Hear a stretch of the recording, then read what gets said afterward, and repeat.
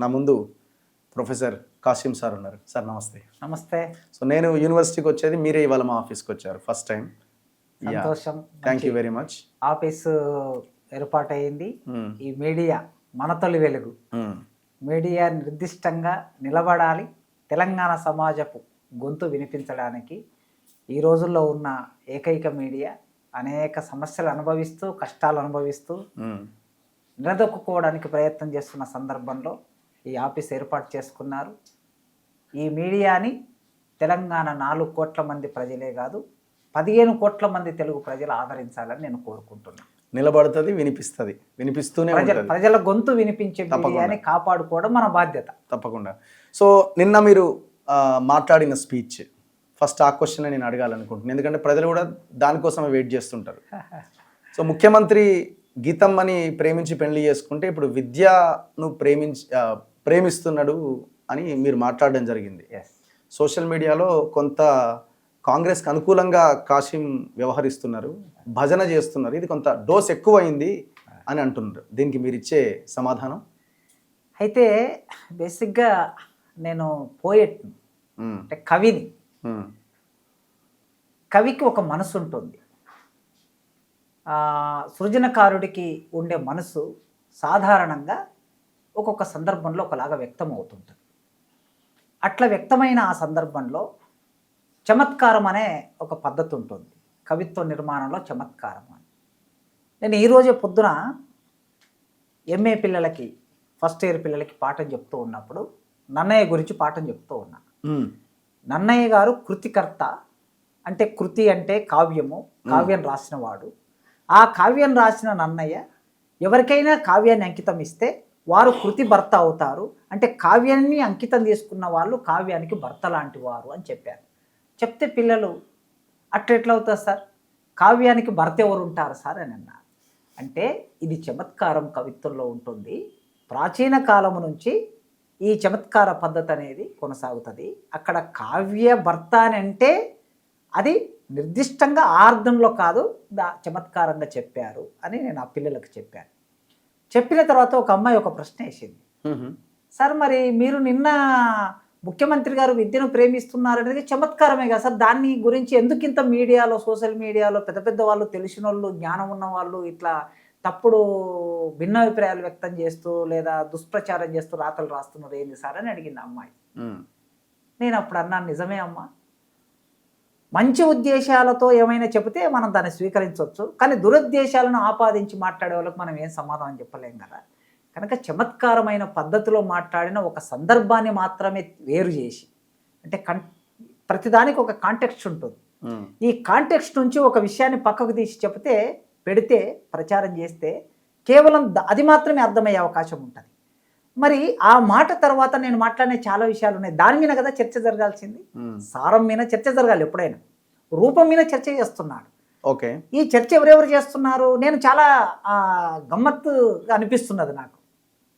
RSS వాళ్ళు, నేనంటే పడని ఆర్ఎస్ఎస్ వాళ్ళు సరస్వతి మీద ఇలాంటి వ్యాఖ్యానం చేయడం తగునా అని వాళ్ళు అంటున్నారు. బీఆర్ఎస్ వాళ్ళు, బీఆర్ఎస్కు సంబంధించినటువంటి సోషల్ మీడియా, ఆ సోషల్ మీడియా చూసేటటువంటి ఒక పెద్ద మనిషి దాన్ని విస్తృతంగా ట్రోల్ చేస్తూ ప్రచారాలు పెట్టి ఒక 10-20 ఛానల్స్ ద్వారా ప్రచారం చేస్తున్నారు.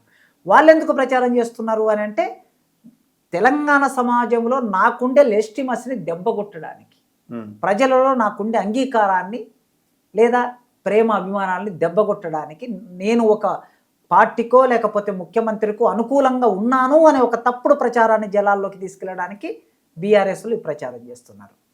ఇక తర్వాత నేనంటే పడని కొందరు ఉంటారు. ఓకే, ఆ పడని అనేటటువంటిది సమాజంలో సహజంగా ఉంటుంది. వ్యక్తుల మీద ద్వేషం ఉంటుంది, వ్యక్తుల మీద ఈర్ష్య ఉంటుంది, ఎదిగేటటువంటి స్థితిని చూసి ఓర్చుకోలేని వాళ్ళు రకరకాల మనుషులు ఉంటారు.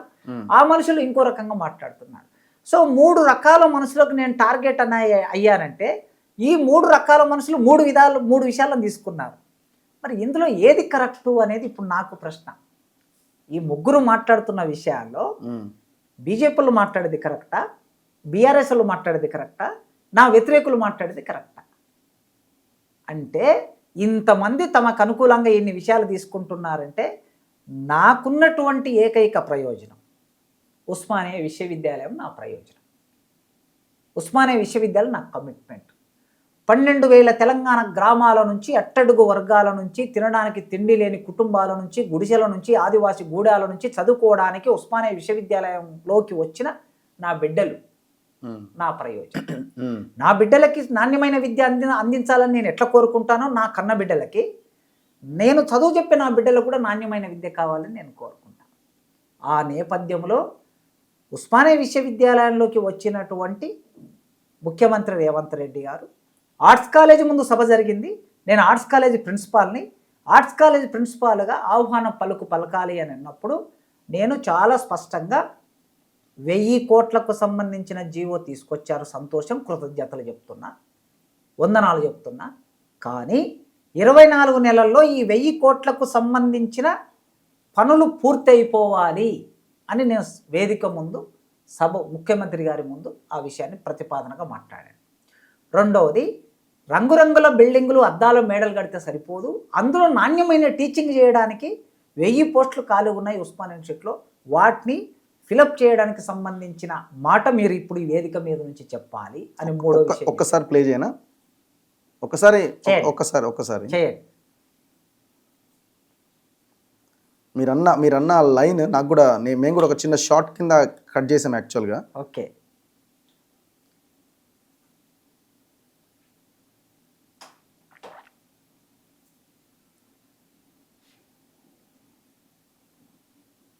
ఈ రోజుల్లో ఇచ్చిన మాట మీద నిలబడే రాజకీయ నాయకులు ఎందరండి?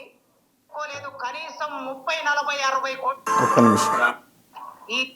ఇక మిగిలింది 1000 కోట్లతో అందమైన భవనాలు 24 నెలల్లో వారు అనుకుంటే నిర్మాణం జరుగుతుంది.